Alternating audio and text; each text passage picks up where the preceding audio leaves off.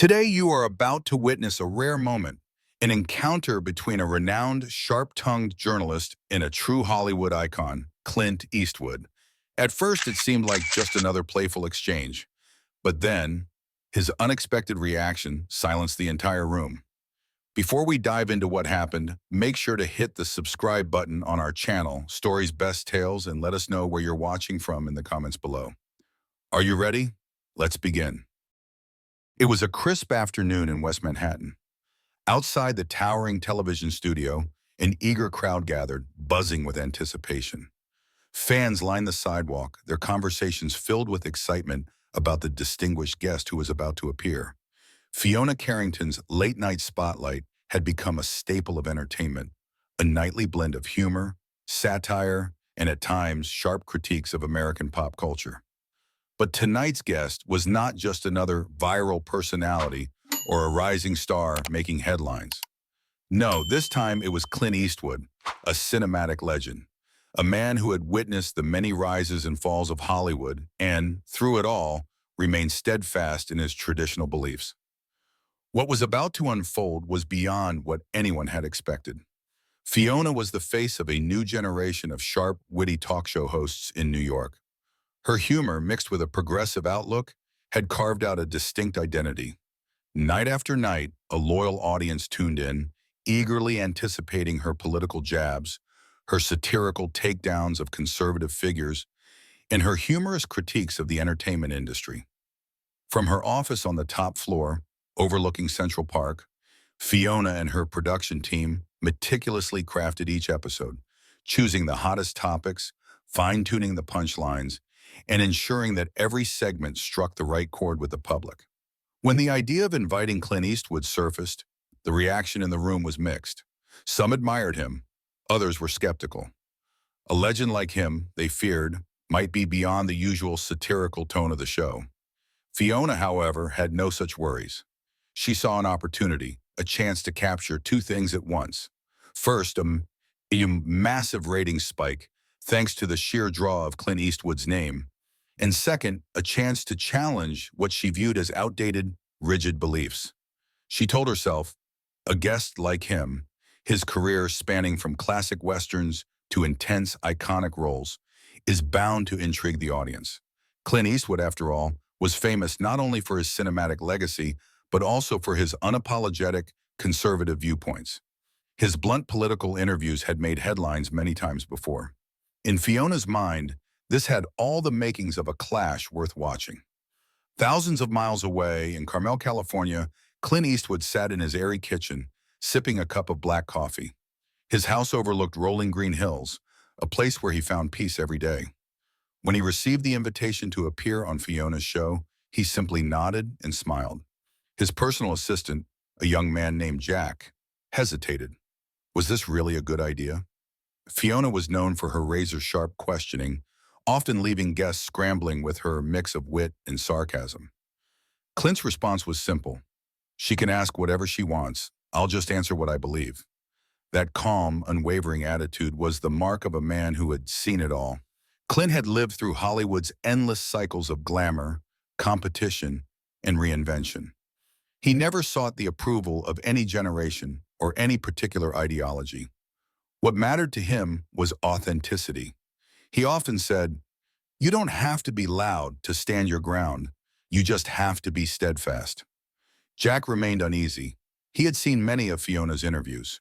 She always had the upper hand, but he also knew Clint. Once he made up his mind, there was no turning back. As the recording day neared, the studio in West Manhattan came to life. A dazzling LED backdrop of the city skyline lit up the stage. Excitement buzzed through the audience as they took their seats. Behind the scenes, producers double-checked the script, fine-tuned the lighting, tested the sound. Everyone knew that Clint Eastwood's presence would send viewership soaring, but it also raised the stakes. Fiona, dressed strikingly as always, reviewed her opening monologue. She had a few jokes lined up, little jabs to warm up the guest. In the green room behind the stage, Clint Eastwood watched the live feed on a monitor. Jack sat beside him, visibly tense. Clint, however, was still. His experienced eyes scanned the scene, taking everything in. To him, a talk show was just a conversation. He wasn't here to fight. He wasn't here to submit. He was here to speak. The audience wants to hear something, he had once told Jack. Whether they agree or not, I only have one truth to tell. The opening music boomed through the studio. The crowd erupted in cheers as Fiona stepped onto the stage. The spotlight hit her makeup flawless, her smile dazzling, her energy electric. She launched into her monologue, her signature style at play, lighthearted yet pointed. A few jabs at some trending celebrities, a couple of digs at controversial politicians. And then, she introduced the night's guest, Clint Eastwood, a man we deeply respect, but also, let's be honest, a little skeptical of. The audience laughed, clapping enthusiastically. Fiona wasted no time. She took a few playful swipes at Clint's early films, poking fun at his recurring themes of rugged masculinity and traditional values.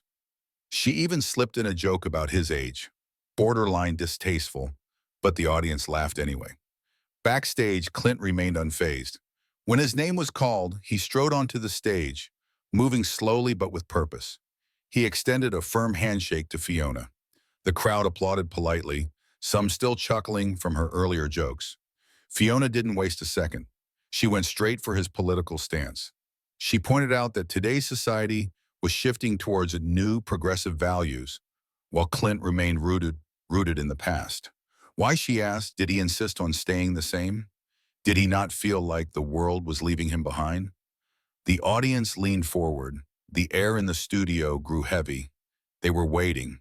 This was it, the moment they had come for. They expected a heated debate, a clash of ideologies, a war of words. But Clint Eastwood? He simply smiled, and then he spoke. Clint did not engage in a heated debate. Instead, he spoke softly, explaining that every generation has its reasons for change, and he respected that. But, he emphasized, some foundations cannot be discarded, for they serve as stepping stones for what comes next. A few members of the audience fell silent, absorbing the calm certainty in his voice.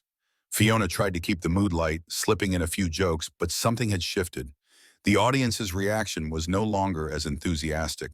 It seemed they were less interested in laughing and more eager to hear what Clint had to say. Not wanting to lose control of the conversation, Fiona pivoted to familiar territory, Clint's tough gunslinging characters from his old Western films. She challenged him, suggesting that his roles glorified violence, portraying an outdated version of masculinity, one that idolized aggression. Clint remained composed. He calmly explained that the cowboys in his films reflected the harsh reality of the Old West, an era where law enforcement was scarce and people had to defend themselves. He had never sought to glorify violence, only to depict the struggles of survival as they were in that time. Each time Clint responded, the room grew quieter. The lively energy from before had settled into something else, a hush of genuine curiosity. Fiona, slightly caught off guard, switched gears. She brought up his political stances, his history of going against the mainstream, of supporting conservative views, of refusing to conform. Did he ever fear that the public would turn against him? Clint's answer was simple. From the time I was young, I never set out to please everyone. The only thing that matters is being truthful, because that's the only way you can stand tall. His words struck a chord. The audience had come for entertainment, for sharp humor, for Fiona's witty takedowns. But now they found themselves drawn in, not by confrontation, but by sincerity. From the rows of seats, some sat in quiet reflection. Others listened, their minds more open than before. Fiona could feel it too. She realized her usual brand of satire was losing its effect. Clint wasn't reacting with anger. He wasn't defensive. He was simply there, present, answering with unwavering calm. As the conversation stretched on, Fiona shifted to a different approach. She asked about his early struggles in Hollywood, the rumors, the rejections, the criticisms of his looks and his voice. But Clint didn't argue. He simply recounted his journey, the years of labor, the countless odd jobs before he landed his first minor role. Now an old man, he spoke with the quiet wisdom of someone who had lived it all. When you have nothing, sometimes all it takes is one opportunity to change your life. And just like that, the atmosphere in the studio changed. People weren't watching anymore. They were listening. No more whistles, no more jeers. Laughter flickered here and there, but it faded quickly, replaced by focus. This wasn't the usual brand of late-night entertainment. Even Fiona sensed it. Her usual jabs and satire no longer fit the moment, because Clint was immovable. After a string of questions, Fiona paused. She looked out at the audience. She was used to leading the conversation, steering guests exactly where she wanted them. But now she felt as if she were following Clint's rhythm instead of setting it. Every word he spoke carried weight. And more than that, it was honest. When she turned back, his eyes remained stern. So she asked, what did he think of the new generation running Hollywood? Was it different from his time? Clint exhaled slowly. Creativity has always been there. But the modern world, it's just too loud. Sometimes the noise drowns out the quality. That one sentence made everyone stop. The giant LED screens, the dozens of cameras, the buzzing energy of a high-profile talk show. And yet, in that moment, all of it felt too loud. People in the room understood. These days, attention was scattered. Viral moments had to be shocking, had to be extreme, just to stand out. Clint acknowledged this reality, but then he added, just because something is loud doesn't mean it has depth. To him, authenticity was a journey, one that takes time. For the first time all night, Fiona had no witty comeback. She just sat there and listened. As the interview neared its end, Fiona circled back to a topic she had initially planned to mock, Clint's age, but her tone was different now. This wasn't sarcasm. She was genuinely curious. She asked him, did he think about the fleeting nature of fame? Clint chuckled softly. Yes, time spares no one. But he added, the more years you accumulate, the more you learn to see the world with a bit more grace. He no longer cared about praise or criticism. What mattered was living with integrity. The moment he finished speaking, the audience applauded, not out of politeness, but out of genuine respect. They could feel it. This wasn't just another rehearsed speech. Clint's presence, his quiet certainty, was something rare. Fiona glanced around. She saw the faces in the crowd. Some were even visibly moved. She hadn't expected the conversation to take this turn. Her plan had been to push Clint into the hot seat, to steer him toward controversy, to keep the conversation edgy and comedic. Instead, it had become something else entirely, something deeper. As the music signaled a commercial break, the production team gestured for the show to cut to ads. The studio filled with prolonged applause. Clint gave a polite wave, then slowly made his way backstage. A few audience members remained standing, their eyes following him. In the hallway, Jack approached, exhaling a breath he didn't realize he had been holding. He glanced back at the bright stage lights, sensing that what had just happened was unlike any late-night talk show he had ever witnessed. Clint, ever composed, simply nodded, offering a small, knowing smile. He understood the impact of that conversation. But was he surprised? Not at all. This was just who he was, calm, natural, never in a rush. In the adjacent room, Fiona returned to the anchor desk, sipping from a glass of water. The excitement she usually felt after a show was missing.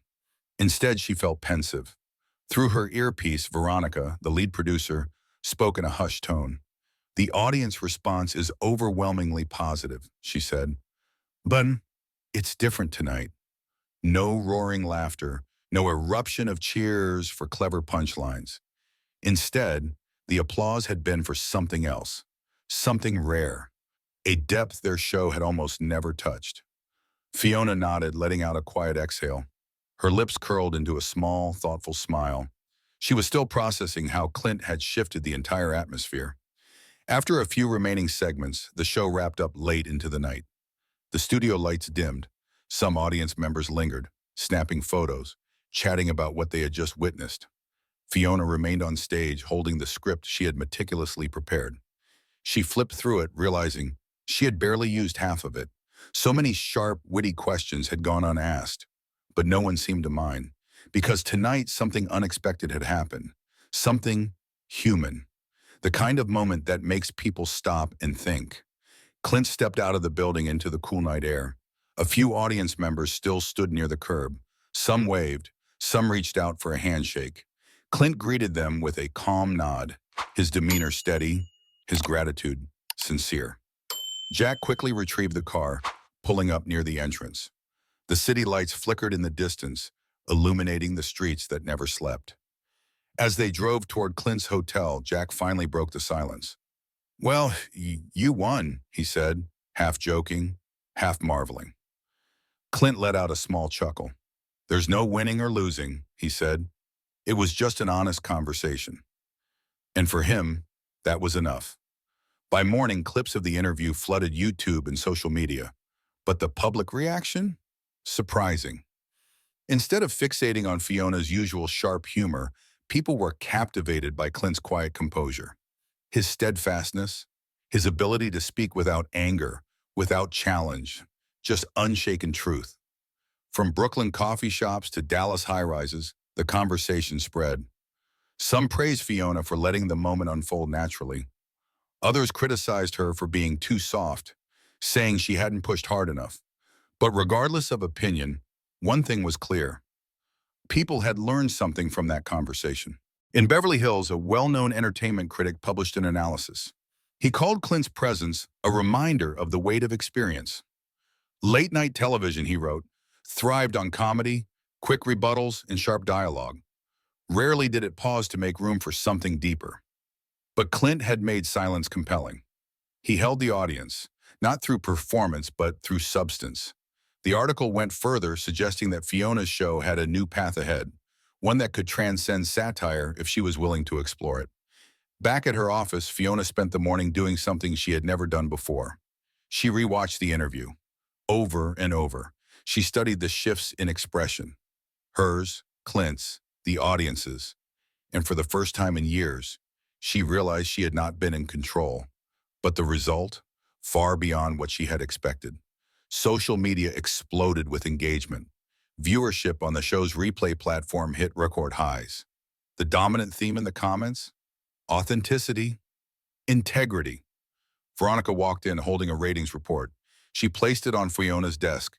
A sharp spike. Comments flooded in, with countless viewers praising the lesson Clint had imparted. Even new audiences, those who usually dismiss satire-driven shows, were now paying attention. Fiona was pleased, but something nagged at her. She had encountered a truth she hadn't planned for. When faced with real depth, wit was no longer her most powerful weapon. Throughout the day, her team debated. Some urged Fiona to do more interviews like this, to invite guests with profound perspectives. Others worried, would shifting too quickly make them lose the satirical edge that defined their success? Fiona listened, but she didn't decide. Instead, she asked herself, was she ready to evolve, or would she cling to the humor she had perfected? Meanwhile, miles away in Carmel, California, Clint Eastwood woke to a soft morning light. He brewed his coffee, took a slow walk through his quiet garden, inhaling the ocean breeze. To him, the interview had never been a spectacle. It had simply been a conversation, the kind he had had many times before, with friends, with colleagues, with those willing to listen. He didn't need applause, didn't need validation. Jack, scrolling through his phone, updated him on the media frenzy. Clint simply smiled. People praise fast, people criticize fast. What matters is whether you feel at peace with yourself. And he did. The unexpected impact of the interview spread across news outlets, forums, and online discussions. People were saying, this was different. Rarely did a talk show feel this real. For many, it wasn't just about what Clint had said, but how he carried himself. His humility made people reflect on how they respond to differing opinions, on whether one truly needs to be loud and combative to make a point. A social media user from Florida wrote, I usually watch Fiona for late-night entertainment, but this time, I spent the whole night thinking about what Clint said. The next day, as Manhattan pulsed with its usual energy, Fiona took a quiet walk through Central Park. This was her space, to clear her head. Under the shade of towering trees, she replayed Clint's words. She thought about the moment he had described his early struggles in Hollywood. His words had been so simple, yet their contrast to his tough, hardened roles on screen had shaken something in her. And for the first time, she asked herself, had she too been caught in the noise? Had she been chasing views, applause, viral moments, without stopping to ask if that was still the most important thing? It was a foreign question, especially for someone at the peak of her career. On social media, the clip titled "Clint Eastwood on Integrity" spread like wildfire. People cut out snippets, highlighting moments where he spoke about life lessons, struggles, and resilience. A teacher in Ohio even played the clip in class, using it to teach students about staying true to their values. A businessman in Seattle wrote a long post, revealing that he had just turned down a lucrative contract after reflecting on Clint's words. Compromise is easy, standing your ground is hard. And just like that, one interview had sparked countless conversations. A few days later, when Fiona stepped back onto her studio stage, something was different. The bright lights beamed, the cameras rolled, but this time she didn't start with jokes. She didn't open with quick punchlines. Instead, she spoke directly to the audience. She told them the conversation with Clint Eastwood had changed how she saw her role. People weren't always meant to see each other as opponents. Sometimes the most valuable thing one could do was simply listen and learn. For a brief second, the studio fell into absolute silence. Then, a wave of applause. Loud, unscripted, genuine. What Fiona had just said, it was entirely unlike her. And yet, it ignited a new wave of discussion. Some viewers embraced the shift, encouraging her to dive even deeper into meaningful conversations. Others? They missed her sharp satire. They worried that she might lose the edgy humor that made her stand out. But nearly everyone agreed on one thing. Clint Eastwood, with his old-school yet timeless wisdom, had inspired Fiona to rethink everything. He was the unexpected catalyst, the puzzle piece that had turned a routine talk show into something more. No one could predict how long Fiona would balance humor and depth. But one thing was certain. A door had opened. For the first time, she saw that her job wasn't just about making people laugh. It could also be about delivering something meaningful. The audience's response proved it. News outlets, cultural analysts, even entertainment critics in Los Angeles were now praising her evolution. She was stepping into something bigger, richer, more compelling, and less hollow. As for Clint, his life remained unchanged. He continued his daily routine. Morning walks through Carmel, quiet coffee shop visits, conversations with longtime colleagues. He declined most follow-up interviews, saying there was nothing more to add. He only left Jack, his ever-loyal assistant, with a quiet remark. If something I said helped even one person, that's good enough for me. Later, Jack shared that friends and even strangers had reached out with messages of admiration. Clint simply responded, "I'm glad if it meant something to them." Weeks passed. The showdown Fiona had anticipated, a fiery, explosive debate, never actually happened. But something far more lasting did. From Chicago cab drivers to Boston suburbanites, people who had seen the interview couldn't shake it from their minds. In a genre built for quick laughs and viral moments, a rare moment of stillness had taken hold. Some likened it to a crowded, noisy bar, where suddenly someone steps up to the mic and tells a story so honest, so human, that everyone stops to listen. Fiona didn't hesitate to thank Clint publicly for the lesson he had given her. Her fans? They still wanted her witty, sharp humor, but for the first time she admitted, "I might need to rethink a few things."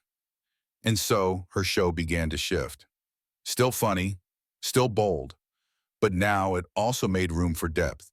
She invited veterans, social activists, and figures with profound stories.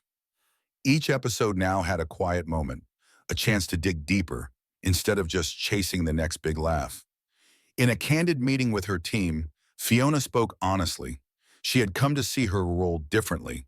Yes, the show could still be satirical, quick-witted, provocative. But what if it could also challenge people to think?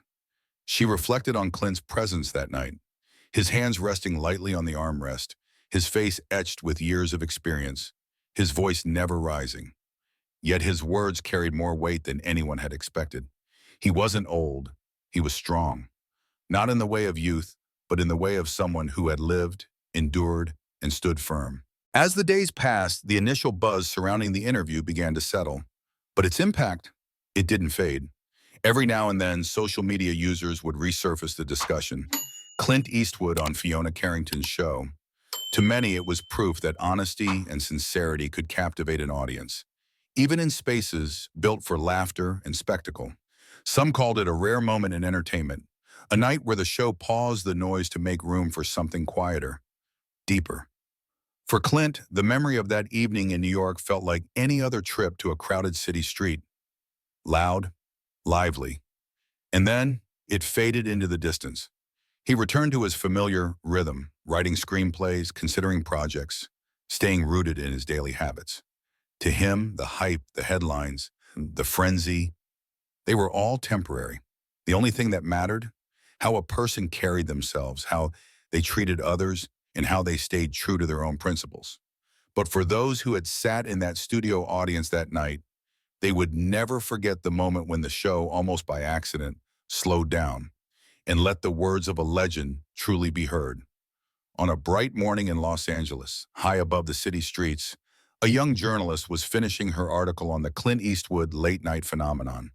It had been weeks since the interview, yet she still felt the need to add one final thought. Sometimes the simplest things hold the greatest power. Integrity has never gone out of style, no matter what generation it comes from. Her draft was published and shared widely, quickly racking up thousands of likes and comments. Meanwhile, at the television network headquarters, Fiona Carrington was preparing for the next season of her show. But something had changed. As she reviewed her guest list, she approached it differently. It was no longer just about controversial names that would boost ratings. Now she sought out activists, storytellers, people with genuine experiences to share. She wanted her audience to laugh, yes, but also to pause, to reflect. In her production meetings, she no longer emphasized, find topics that will shock people. Instead, she encouraged her team to weave in substance. At first, the shift was met with hesitation. But Fiona, she trusted her instincts. People started asking, would this change last? Or was it just temporary inspiration? A fleeting response to one big viral moment? No one could say for sure. But one thing was undeniable. For the first time in the show's history, Fiona had let a guest set the rhythm of the conversation. And instead of provoking a clash, the entire studio had fallen into a state of quiet reflection. That alone was a turning point, a signal to the entertainment world that, sometimes, audiences crave something more than just laughter. To outsiders, it was just one interview, a clash between a satirical host and an aging Hollywood icon. But in reality, it became a lesson in communication. We don't always have to agree, but if we know who we are and we respect others, then a conversation can have real meaning. Clint's calmness shattered the stereotype of the stubborn old conservative. And for Fiona, it pushed her beyond her comfort zone. She had no choice but to listen. Not mock, not undermine, just listen. More than anything, the audience that night would never forget. Clint Eastwood, sitting across from Fiona, his voice steady, reflective, deliberate. He wasn't oversharing personal stories. He wasn't seeking sympathy or applause. He was simply telling fragments of his life, from the days he struggled to get a single role, to the moment he stood at the top of Hollywood's mountain. And he told it all with the ease of an old friend reminiscing over coffee. That's what made it powerful.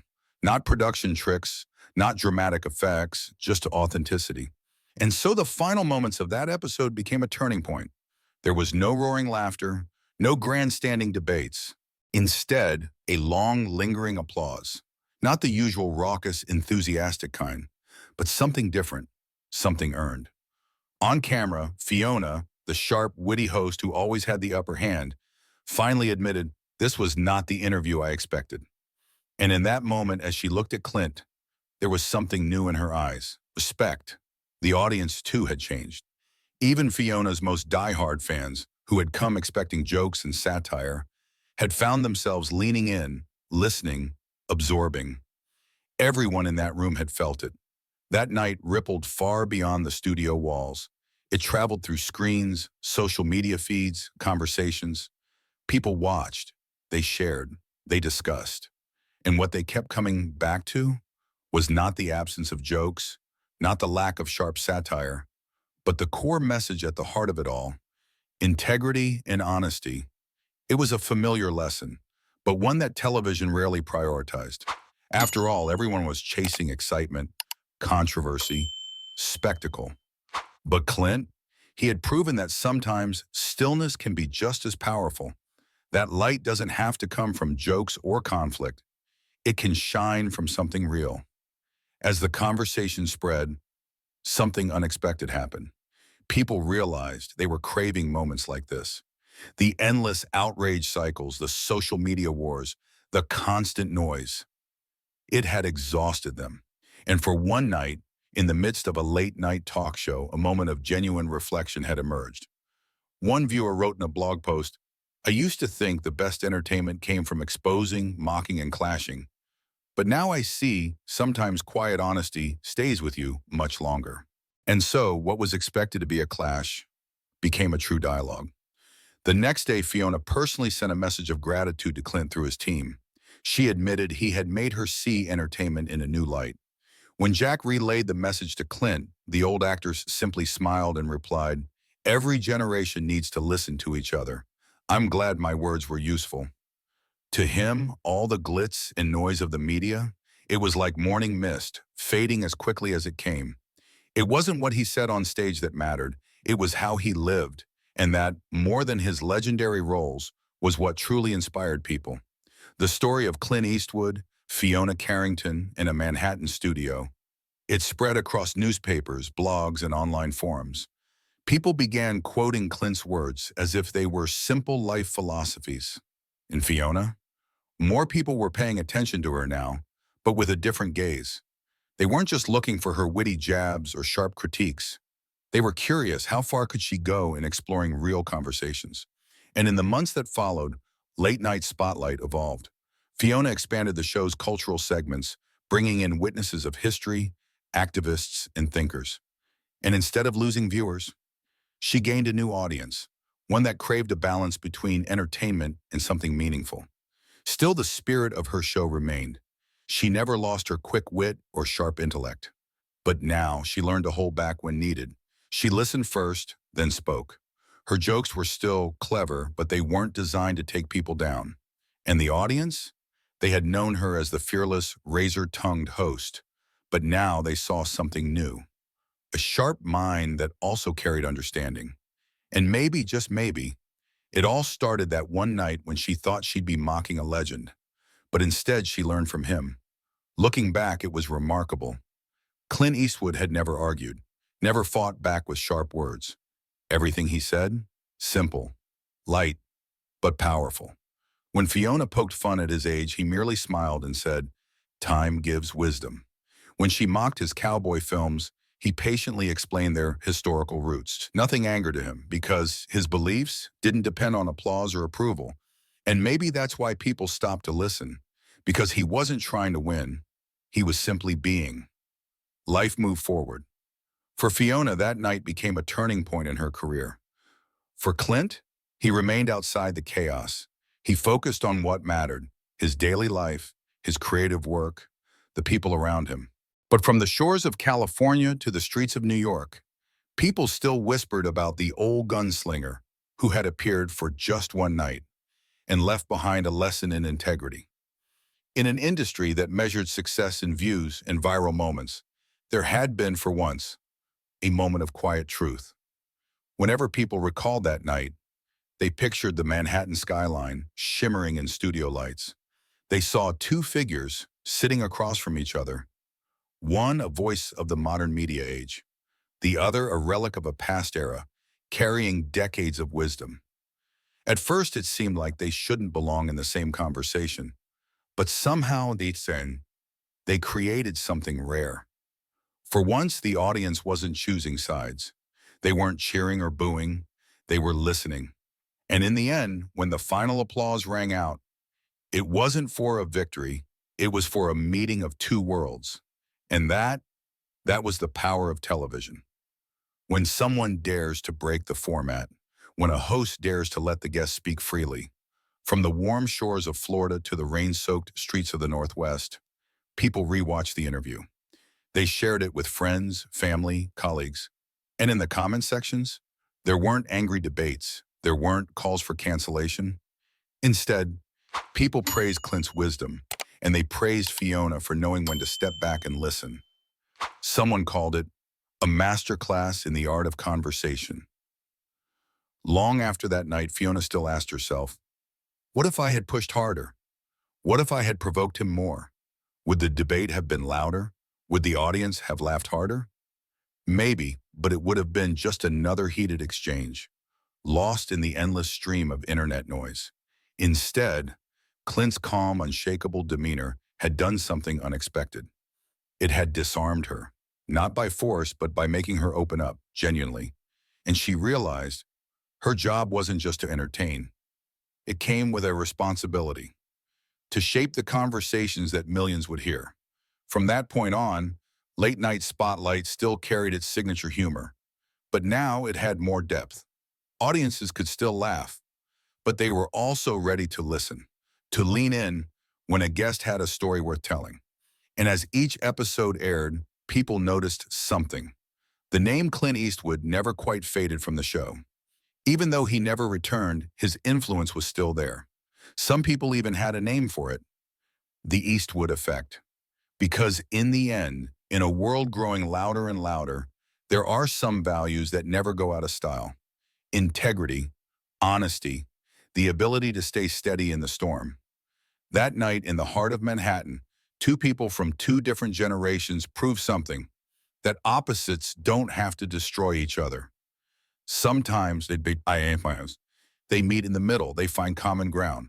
They remind the world of something simple, that truth matters, that words, when spoken from the heart, can move millions, and that sometimes you don't need a room filled with laughter to create a moment that will never be forgotten.